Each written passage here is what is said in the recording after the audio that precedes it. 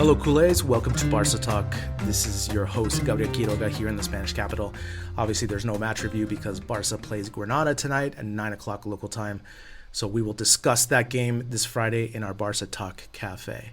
Now, before I get into my stats-heavy interview with Robbie Dunn, I just wanted to kind of give my quick comment about Koeman. I've been fixated over the weekend about Koeman, especially just watching his press conferences and, more importantly, just the results and what we've seen of Barcelona so far. Again, Koeman is kind of in a no-win situation, right? Because if he plays all of the youths and they lose, people are upset because of the results. Obviously, he plays the veterans and there's average results. It's like, why don't we use the youth? And I am definitely guilty of this, right? But again, I think, especially judging the temperature of our WhatsApp group, I think the majority of us would prefer the youth movement, to go with the youth, to go with the hustle, the speed, the energy, because at least maybe not be the prettiest, but at least, they're going for balls, they are just more active, and we just kind of see that on screen. Again, I don't know what Koeman can do. We've talked about different formations. He's played with different formations. Obviously, the bench and our players aren't up to par as what we're normally used to, especially with the addition of Luc de Jong and so forth. But again, to me, it's what can Koeman do to get out of this, right? I'm always looking at solutions, and that's why I'm always trying to think outside the box, because that's just the type of person I am. I'm always trying to look and figure out solutions, and when I don't see, especially the sports teams that I love and follow and their coaching staff not doing that type of effort, it just drives me crazy because I just don't know what they're doing behind the scenes. I know there was a video I saw on Twitter yesterday where there were some players doing shooting drills, and I just kind of laughed, because when do they ever shoot like that in the game? I don't even understand why they're doing the drill, because that's the thing that drives me crazy. It's like Koeman just needs to put something together. I need something. And the only something that's going to give me this kind of hope where I'll ignore results is using the youth players. Using Balde, using Demir, using Gavi, using whoever, right? Under 25. I'm in. Because that to me is going to show me energy on the field. And that to me gets me psyched. And for example, if you tell me tonight, right now, this is 4:45 Madrid local time, that Luc de Jong is going to start, and we don't have any youth going in, and Alba's playing, and so forth, I'm going to have a hard time watching this match, with any type of enthusiasm. But if you tell me all of a sudden Balde's going to start, we're going to have Gavi in there, I'm in. I'm going to start watching. I'm enthused because of this, right? Because I want to see the youth. I want to see the youth. As I've said before many times, La Masia players are going to get out of us. They're going to get us out of this financial hell because of their salaries, because they can perform at elite levels. We saw last season with Mingueza, right? So the players can do it. Now, are they elite players? Not all of them are elite players. Are they above average? Yes, they are above average. And I think Koeman really needs to lean on La Masia players from the start. Not bring them in when you're losing a Bayern already 3-0 and you have no hope. No. You don't get credit for that. I need you to start these La Masia players. Get them experience. This is the time. We're seeing, last night in the Valencia-Real Madrid match, those are the top two teams right now in the league for me right now. The way they're playing, the way they're winning matches and so forth. Obviously, Real Madrid got the last 2 goals in the last minute to get the 3 points. But they're going to be, the way they're using their youth players is something admirable, right? Because they're using, for example, Rodrigo, and obviously Vinicius is starting and so forth. So that's what we need to trend in. Have a better mix of youth and vets, right? Obviously with PK, for example, have Araujo in there. Obviously with Pedri, but Pedri's injured right now. So who gets that opportunity, right? Is he going to use Coutinho? I would rather not see Coutinho, but that's just my opinion. I would rather see a youth player to have better possession, better play on that left side. Anyway, we'll see what happens tonight against Granada. Hopefully we can get the 3 points. And now, more than ever, every match is going to be very, very complicado. And every match we'll never know going into the match if we have the best advantage as we used to have before. So we will see what happens. Anyway, before I get into our interview with Robbie Dunn, quick action items really quick. our newsletter. We have a Barca Talk newsletter that comes out every Wednesday. It's basically an aggregator of the best articles, tweets, and videos about FC Barcelona all in one place. Sign up. It's easy. It's free. You get it delivered right to your inbox. Second thing, if you are looking for a fun community about Barcelona, join our Patreon community. Our WhatsApp group is amazing. I love it so much. It's basically group therapy. If you are looking to talk to football, Barca football, at any moment, at any time, in our WhatsApp group, you throw that question, someone's going to answer. Someone is available at all times, which is great. I love it so much, especially during the matches when we can banter back and forth, and even off. We just learned Craig went to go play football for the first time, and he tore his hamstring, among other things. We get to exchange different things about that. It's a lot of fun. So for $5 a month, I think it's worth it. You help support the podcast. Definitely check it out. After the break, we go stats heavy with Robbie Dunn. So how excited are you about Falcao joining Rayo Vallecano? Because I know last year you wrote your book, or you had your book published about Rayo Vallecano. How excited are you about Falcao coming to Rayo? Yeah, very much so. I think they have a real chance of staying up. And the problem with Rayo in the last couple of years is they come up and go down, and then go up and go down, and you can't build any kind of a team, or you can't really get too hopeful, because you're either fighting relegation or else you're in the Segunda, which is, it's kind of because in a way you feel like you're too good for Segunda, but then Yeah. you get in. And then you get into La Liga, and all of a sudden you're at the very bottom of the food chain. So it's kind of hard being a fan. Yeah. So, I can imagine. yeah. I can imagine. Yeah. Well, like I said, one of the main reasons I wanted to bring you on is just kind of get your statistical point of view on this, because you are so heavily into statistical analysis of La Liga and football as well.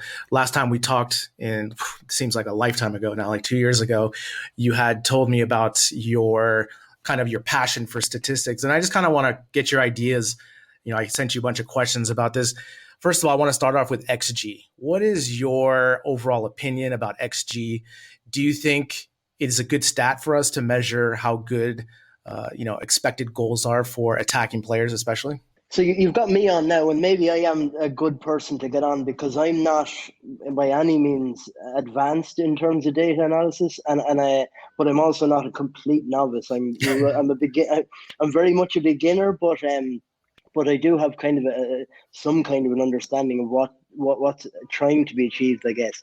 I think it's a great tool to use, and I think the problem maybe a lot of people find is that it's not like a magic bullet either. It's not going to solve all your problems, and a lot of the time maybe people think that, just because or yeah, I mean, like we won't get into like the anti-intellectualism of the whole thing, but people who are against XG kind of have a traditional view of how soccer or football is discussed, and how they see it. And I think there's a kind of a fear there that data and the numbers and science is going to take over, and it's not going to have the same passion and effect that it does it used to have.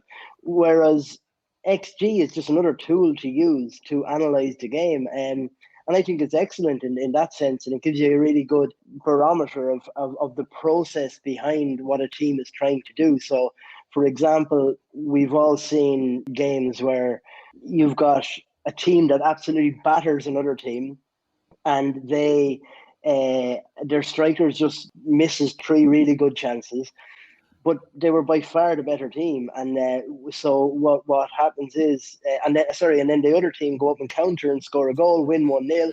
And the whole narrative is that, or the whole idea is that the team that won are the better team, and that's it. Whereas we all kind of know intuitively that watching the game that wasn't the case. Like, the better team did not win. And I just think that over the course of the season, we see maybe those results can even out. But at the same time, there's a saying that I don't know who else said it, but basically the stock market can remain chaotic longer than you can remain solvent. And I think basically what that is, that so a manager will get sacked before the results will remain crazy, longer than a manager can remain in position. But if you have a good owner in place to see, no, the process is right here. It's just that the market is crazy. We've got the right guy in charge, and I think XG is just another tool. And I mean, we're talking about XG. This could be any metric. I mean, and there's going to be more advanced ones coming out now with the rise of artificial intelligence and Yeah. video tracking and player tracking and stuff like that. So, I mean, XG is just another tool to use, and I think it's excellent in terms of kind of understanding the underlying processes of a match, of a team, of a style, it gives you a better feel for what's actually happening. A lot of people, especially in the last 10 years, that has come kind of more popular with statistical analysis and football and so forth, is calling it the Moneyball movement of football, essentially, because going back to the Oakland A's and so forth, that kind of use analytics to kind of field a team at budget to get results. And is there a team in La Liga right now that is like kind of on the forefront of using this kind of statistics analysis, maybe for their decisions in transactional? Obviously I assume Real Madrid and Barcelona have, money invested into it, but I just feel like, if we're going to use the analogy of Moneyball, usually that would kind of be a mid-tier table team that's maybe investing heavily in this type of advancement in analytics. Is there a team in La Liga that is kind of on the forefront of this and using it quite a bit in order to make their transaction decisions? To be honest with you, I don't think there is. No, and I mean Barcelona. If you've I don't know if you read Simon Cooper's book about Barcelona, the Barcelona complex, but and I think he's spoken about it before. And I've heard that the Barcelona you've got the Barcelona Innovation Hub, and they hired data scientists, and they've got all sorts of data analysis, data analysts, and they use that at the hub, but it actually doesn't translate to either their transfer business or how their style of play. So you've got like a club like Barcelona at the very top, and they're not using it. And I can't say this for certain, but I would be quite sure that there's not many teams in La Liga with a dedicated either a dedicated data analyst or data scientist, and for sure a data analysis department like we will see in the NFL, NBA, Sure. MLS. And I mean, even Real Madrid, you mentioned there, I don't think that they've got like what's called an analyst, but I don't think that he's using like what I would understand as data analysis, numbers and he would be watching the game. He would be watching the game, giving feedback based on maybe the distance run, number of sprints, things like that. Which is its own kind of different, which is much more of a science than data analysis. But it's a completely different thing than what I would be studying at the moment and what I'm trying to get into.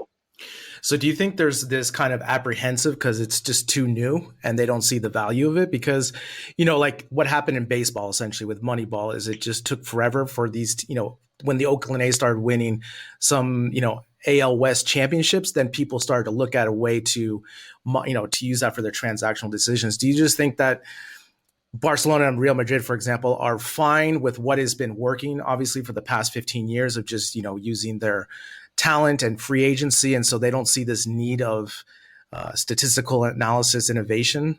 Or do you think it's something like that with, because, you live here in Spain, I live here in Spain, and just, how it is, with websites when you have to do government stuff, right? Is that the same mentality where it's just kind of like, it's nice to have a website, but we don't want to invest in this type of innovation or statistical analysis? Yeah, I think like, I mean, you could do a PhD dissertation on this. I genuinely think, and my theory behind this is that Spain used to be an empire. Like Spain was an imperial power, and they've got this sense of confidence in their own. And as a nation, Francisco Franco tried to turn Spain into this powerful nation state, which he did. But so with that comes a certain insular kind of isolationism. Okay. And Spain, because of Franco and because of the slow kind of emergence out of fascism and dictatorship, they have this. They're slow to adapt, in part because of the fact that they were isolated for so long, but also in part because Spain is seen as its own entity. Like, I mean, so like, you're from America, and America obviously is a world power. I'm from Ireland, and you see, within our society, a lot of what we do comes from England, and obviously we've got our own history with England, but we. Not that we lack as a nation self-esteem, but we have this kind of openness to, oh well, whatever they're doing, we'll do. Like, we're just kind of followers in a way, and it kind of comes down to, like, I don't know if you remember Roy Keane. Word. He left the World Cup camp in Ireland Yep. because Oh yeah. in Saipan, because he was like, we're just here for a party, like, and there is that kind of a feel around with Ireland, and especially soccer and football, in that, like, we're not really leaders in that sense. And Spain, back to my point, is see themselves as leaders. They're not followers, and in that sense, and because of the language, I mean, all the other and not all of them, but most of the other countries in Europe speak English Yeah. to a very high level. Like Norway, the Germans speak English very well. In Spain, only recently, the Spanish people, the younger generations, have started to speak English. Anyway, my point is that they do it their way. We're going to do it our way, and slowly but surely it does seep through. But it just takes longer for them to adapt to certain ways. Like, you look at the likes of, like, podcasts, for example. Podcasts are slow to take off in Spain. Sure. And it's kind of, yeah, I've thought about this a lot. And I mean, you walk down, I mean, like, your local village anywhere around Spain, like, there's no Starbucks. Yeah. There's very few McDonald's, in terms of, like, the way that and that's just, these are just kind of maybe metaphors for the whole entire thing, and that they're slow to adapt. And I think that's basically that's probably why Spain do it their way, and they'll adapt in their own time, which can both lead to their own kind of innovation, but also they're slow to kind of react to what the rest of the world is doing. Sure. Now, really quick, before we get into some Barca talk, I had a question for you, because I'm curious, if there's a match that you did not watch, what are kind of the stats that you immediately look at to kind of get a vibe of what happened during that match? Are there 4 or 5 statistics that you look at immediately just to kind of get an idea and the feeling of the match? Or do you just kind of just get an overall picture at all of these statistics? Or what's kind of your kind of thought process, like, especially when you don't see the match? Yeah, well, it depends, I guess, on what I'm trying to achieve. I always have to. You have to watch the game. I mean, it's not never enough to just look at a statistic. But I mean, say for example, I could get. Obviously goals. Yeah. But then you've got XG, and then what you'd look at is kind of like maybe shots on target, like very, very basic stuff. You don't have to dive that deep into this. And then beyond that, what I kind of like to do is, because you know yourself, you're watching a game on the TV and you're kind of half watching, kind of half scrolling on your phone, and or you're sitting watching a game with friends, and you come away and then you read a match report the next day and you're like, what? I missed like 90% of what this person is talking about. So say for example, if I was sitting down and watching a game in a bar, or watching a game with friends, or half watching a game while I'm doing some other work, I'd have an idea for what happened. And then so there's this new metric called expected threat. That's a good one for to understand exactly how a player progressed the ball into dangerous areas. There's another metric that's kind of similar called expected possession value.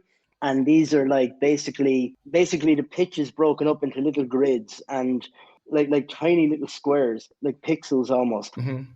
And each grid has a value as to how, when the ball is in this area, this is the chance of a goal, or this is the chance of something dangerous happening. So I'm Jordi Alba, for example, and I'm passing the ball consistently into the penalty area. Mm-hmm. And Memphis Depay is consistently missing the target. Traditionally, Jordi Alba is just getting a successful pass, the same way as Marc-Andre ter Stegen is getting a successful pass to Piqué 6 yards beside him. But with expected possession value, expected threat, Jordi Alba is being graded on he's delivering the ball into these really dangerous areas consistently, and we can actually give that a number then, and then you can go from there. But that's probably on the other end of just goals, shots on target, passes completed, key passes, things like that. There's a whole kind of other area in the middle that you could kind of look at, and depend on what you're trying to do, what story you're trying to tell, what you're trying to understand, how are you trying to write an article? Are you going to go on a podcast and talk about it? Are you just trying to understand what kind of position the person's playing in under a certain manager? Stuff like that. So it kind of all depends, and it's very context based. But they're just some of the things that I would look at when I'm analyzing a player. That's interesting. I like that new stat, yeah, about Jordi Alba and like that possession and threat idea, because like you said before, it was just about passing, completion, and that doesn't really tell you the whole story, right? Because if he's incompleting pass after pass, then it kind of goes more on Jordi Alba rather than on Memphis, for example, for not converting that. So that's interesting. I also want to just talk about Pedri. Is Pedri just going to be this like the best statistical midfielder that Barca's ever had? Because I feel, in the past year, just seeing his ratings and just seeing his heat map and just obviously completions of passes and so forth, is he just kind of this phenomenon that when I watch the match, of course, I see the production that he's doing, but also maybe on a statistical analysis, is he just breaking through in levels that we don't even know about? I think that's interesting because, like, you look at, I guess in some way he's lucky because he's coming right at the moment when these kind of players are being valued much higher. Like, I remember, like, years and years ago when Busquets was breaking onto the scene, and like we were watching Barcelona for years, and everyone was talking about Iniesta and talking about Iniesta as in, yeah, he's a great player, but like, how do we like, we just Yeah. knew we liked watching him play. We knew he was graceful, we knew he was stylish, but we didn't really know why we liked him, or couldn't really give it again. Not that we want to give everything a number, but like, we weren't able to kind of uh, explain properly why we liked him. And then it took like people watching Barcelona consistently to kind of come out and say, "Whoa, wait a minute, Busquets is the key to this whole thing." And I remember, like, I was watching, I was like, obviously, I don't know how many years ago this is, but I was like, what? Busquets? Like, he's just a plain Jane defensive midfielder, like. And then everyone was like, oh, no. Busquets is the genius that plays it all together, and then all of a sudden we got this appreciation for kind of the deep lying playmaker, and you go through history then, and you start to value these guys more, and then the market adjusts itself. So, for example, we saw proliferation of expected post shot expected goals saved. For example, with goalkeepers, and it's the goalkeepers that are the there's a market inefficiency in goalkeepers. There's all these really, really amazing goalkeepers who can help you win points, and you can get him for €30 as opposed to going and trying to buy Messi for €200 million and winning points that way. So let's go and start buying goalkeepers.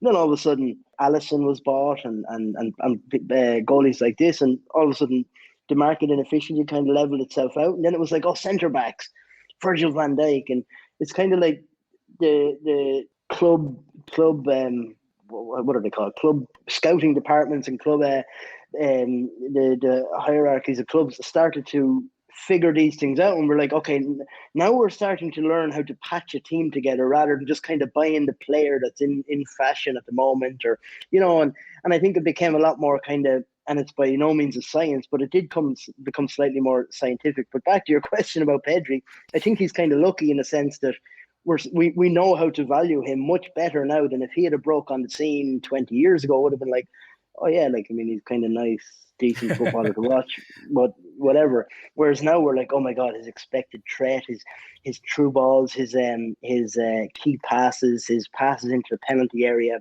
his his pressing, stuff like that. And so I think in that sense he's lucky that he's coming at the right time. But in the future, we're going to look back and be like, perhaps we're going to look back and be like, wow, we didn't realize how important. Now it's highly unlikely, but we might look back and say, wow, we really didn't appreciate Felipe Coutinho for what he really was. Now, I'm not saying that's going to Yeah, happen, but yeah, these are the kind of things, and there's revisionism and things like yeah, that. of But course. yeah, I think Pedri is an absolutely wonderful footballer, and he will top those charts of the stats that I'm talking about for a long time to come. But yeah, I think he's just a product of his time, and that we can appreciate him now rather than appreciating him in 15 years' time. I mean, this happens all the time in NBA. It's the new stars and the old stars, right? And how to compare greatness in different eras and so forth. And obviously, there's been a lot of use of stats, and obviously the most common comparison right now is LeBron against Jordan, right? And that type of idea. But also just like, for example, how good Bill Russell was in his era, for example. And using these stats now, we kind of have this revisionist history where it's like, wow, yes, they were good in person, but wow, statistically, they were even better than I thought. And another person that comes to mind is Karl Malone. Like, I have an idea of Karl Malone, like he was a great player and so forth, but statistically, the consistency at what he was able to output kind of changes your opinion. I'm not the biggest Karl Malone fan, but whatever. It's a good thing to kind of have these stats to do. Before I let you go, what are some of your favorite statistical websites to go check out these stats in football and stuff? Do you have any favorites that you love to check out all the time? Yeah, you've got FB reference, you've got understat.com, you've got transfer market just for things. But I don't know if you're talking in terms of just kind of reading statistics and looking at them, or actually doing something with them. And I mean, when I first started doing learning how to code and learning how to program, it was impossible. You used to have to build your own web scraper, which was just so like, I mean, you have to learn HTML, and then you have Yeah, to yeah, learn yeah. maybe, and it was just so difficult, and you would be at your heart would be broken before you even got to looking at a game of football or trying to it was so difficult. uh Whereas nowadays there's so many different libraries and packages that you can just get that data almost like with the click of a button, as long as you kind of know what you're doing. And there's people that and I think that this is kind of the next wave of and this is where the next wave of data analysis and the next wave of metrics is going to come from, with all this data. And some of the people that are working in this, like, and they're kids, like a lot of these people are kids, like, and Yeah, yeah. like and they're just going to be poking around. And this is where how paradigms shift in terms of scientific revolutions, I guess. Like, it's just going to be some kids poking around and figuring out, and then they're going to come out with some new metric, and then all of a sudden it's going to fall into the hands of a manager or a coach from Borussia Mönchengladbach, and he's going to hand it to, or there's going to be a kid that gets hired by Las Palmas, and he's going to go and have an owner that's willing to kind of invest in this kind of thing, and then all of a sudden they could change the world of football. Like, we don't know. Yeah, so FB reference, understat, transfer market, all these places, and then and I mean FB reference, like you probably know Pro Football Reference, Pro Yeah. Basketball Reference. Yep. Yep. These places are hubs for stats and, well, sports enthusiasts, because it's funny to me, the Americans, there's a kind of there is it's the separation between someone who's a fan of stats and someone who's just a regular fan isn't as clear in American sports as it is in kind of soccer. It's like, oh, Sure. and it's kind of, the gap is closing, and I think that there is a long way to go. But I mean, the other thing about, when you asked earlier about XG and do you think it's a good metric, and things like that, I mean, it's inevitable. Like, it's here. Like, you either kind of have to figure out how to use it and how to implement it and how to read it, or you're just going to fall behind. It's simple as that. So yeah, FB reference for me would probably be the main one. But yeah, there's plenty more places to go to kind of get your fix too. Yeah, it's one of those things, because before we used to use transfer market as just kind of the basis for getting just basic statistics, and then we have now Y Scout, and I just couldn't believe the amount of power that this website had with just with any player in European football. It's crazy. And also, not only give you like a scouting report, but also the video footage of it. So, like, for example, you can see threats, goals, attacks, and like that. And I was just flabbergasted by it because, it was one thing, like what we talk about American sports, statistical. I feel like it's always been available, especially in the last 15 years. And now to have this power that's coming to football, essentially more and more, I'm really excited because I love seeing stats because it also just kind of gives me a backup, especially when I'm debating different people about different sports, right? Maradona or Messi, that type of thing. I have a little bit more statistical power now. It's always going to be a debate for all time, but it's just one of those things I love to have numbers back up my passionate arguments with my friends who are, when you're talking in the pub, a little bit of football. Yeah. So yeah, for sure. No, and I think I think that's the beauty of it. You could debate it until the cows come home, and at the end of the day, who's right or who's wrong? I mean, I don't know. I mean, I could pick and then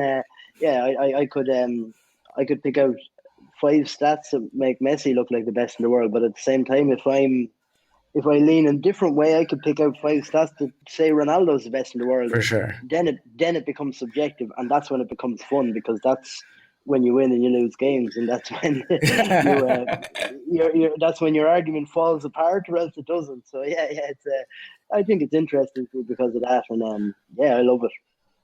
Well, thanks for joining me. Thanks for taking some time out of your day. And I hope to talk to you further down the season to get more of your kind of opinion about La Liga and Barcelona with more stats. So thanks, Robbie, for joining me. Absolutely, Gabriel. Happy to do it.